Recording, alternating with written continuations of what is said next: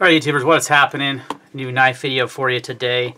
This is another one of our pass around knives. This is the Monterey Bay Knives and Ray Laconico EZC. Easy Carry is kind of what he was going to name this. And this is the second knife from Monterey Bay Knives. Now this one you can tell is made by Kizer by the packaging. It's identical to any Kizer packaging you ever got, which is cool. Got your little, exactly the same. They just embroidered it with MBK. So, second knife, both Laconico designs. The other one was the Min Pin, which I really liked quite a bit from last year, but this is definitely an improvement overall. So let's talk about the specs real quick, and then we'll get into some size comparisons and such. So we have an overall length of 6 3/4 inches. Blade is 3 inches. Blade thickness is 0.12. The handle length is 3 3/4 inches. S35 VN steel, stonewashed titanium. Weighs 2.8 ounces. Again, made by Kizer Knives. Very, very slim or straight handled knife. Let me do some size comparisons. The obvious choice of the Chris Reeve Sebenza, the Artesian Cutlery Archeo Small. Very, very similar knife, size and everything. And then how about the Benchmade Ritter. Mini Ritter Griptilian, or Mini Griptilian. So it's a little bit, I would say, very, very similar in size to all of these knives. And just for the fun of it, because we have it here, it's also in for review in our pass-around group, is the Benchmade Ilarion, which is a lot bigger knife. But just to give you a size comparison. So, alright guys, so there's some size comparisons on this little guy. Now, first of all, it's very cool that you're able to buy these knives, these designs of Ray Laconico's by Kizer, by Monterey Bay Knives. It's really awesome because some of the best designs out there are so clean, very basic, but not, not flashy, but just very useful, and that's kind of more what I am steered to these days in knives. So the this is one of his most popular custom models, but your custom is going to run you, 600, 700, 800 plus, $180 from MontereyBayKnives.com. In fact, they are in stock right now. Looks like cheaper than the Min Pin by quite a bit. I think that's because there's less machining and finish work involved on these guys, though. So let's talk about that fit and finish. So this is made by Kizer, and you can tell it's made by Kizer. That's not a bad thing. Kizer makes good quality knives, but you can just 100% tell this is a Kizer knife. If you owned a few knives from Kizer, you would know, okay, this is definitely made by them. It just has all the characteristics. It does have a new pivot, which they are introducing on all their new knives this year. And it does have an updated pocket clip than they're used to. It's a titanium clip. But other than that, you can tell just the fit and finish, the blade finish, the handle finish, the stonewashing on the blade, everything about this screams Kizer. And that's okay. Like I said, high quality knives for the money. So fit and finish is good, what you would expect from Kizer Cutlery. It has a steel lock bar insert here, nice cutout here for your thumb to disengage the lock bar. One thing I really like about this design is that it's so slim in the pocket. With the knife closed, you're only looking at 0.94 inches in the pocket at the widest point. And then it's also very slim at 0.4 inches thick. So very slim in the handle, slim in the pocket, very slim overall design. Nice straight handle. Works well with ergonomics. You can't really go wrong with this because it's not going to be unergonomic. Is that even a word? In anyone's hand. It's just going to fit because of the neutral handle design. I'm a big fan of that. That's, I think, one thing the Sebenza has always got right. The Sebenza does have these curves here, but this back end of the handle, look at the similarities between these two knives, and they're very, very similar as far as their handle shape is concerned. Helps if you're in a frame there, genius. So they're very, very similar. this honestly is the flipper Sebenza in a lot of ways. So very good fit and finish on this guy. And we're talking about ergos though, duh. Ergonomics are good.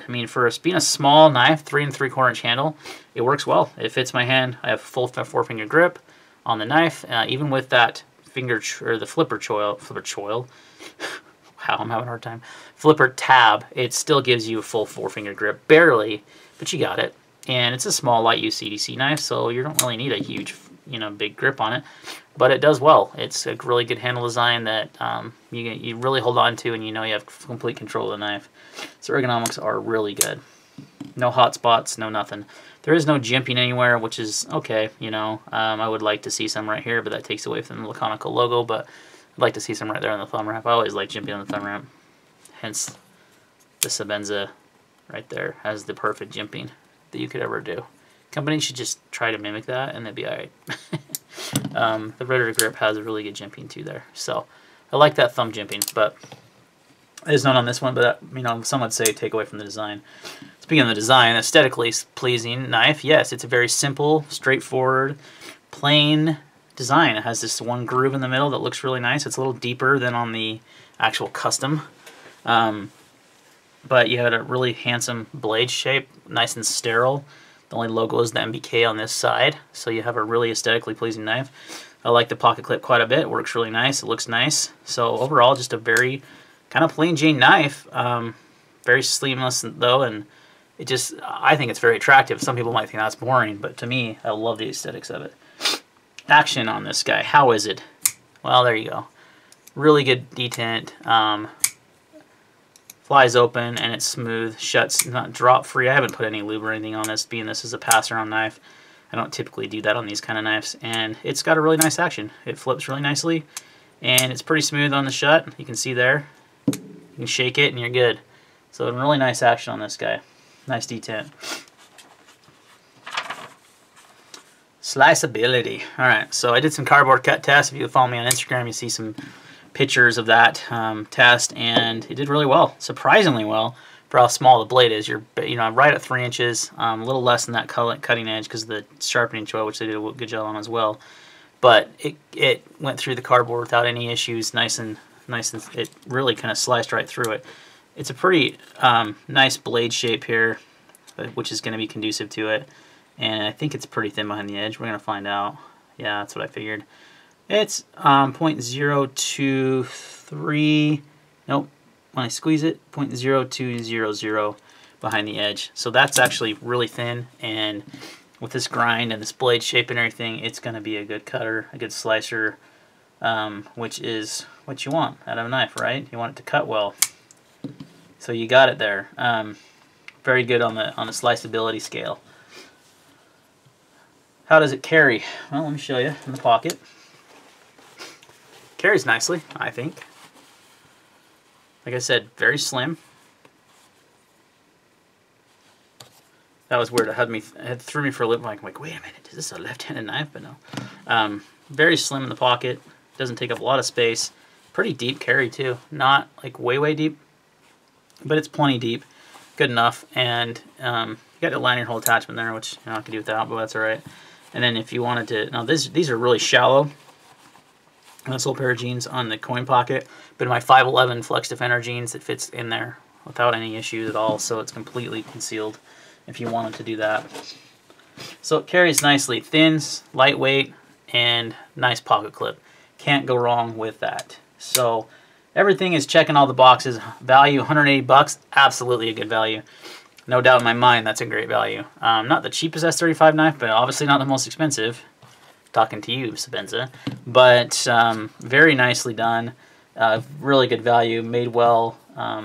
Lot better price point on this one than on the Minpin. So for this one, guys, I think this is 100% a winner from Monterey Bay Knives and Kizer Ray Laconico Designs. I love this design. I'm going to pick one up myself.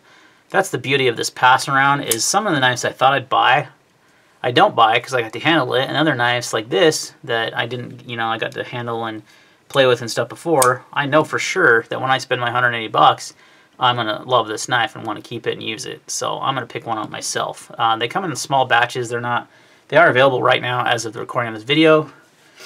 When this video will go live, I don't know if they'll be around or not, but that could be, sometime in March. This video is going to go live, and it's towards the end of February now.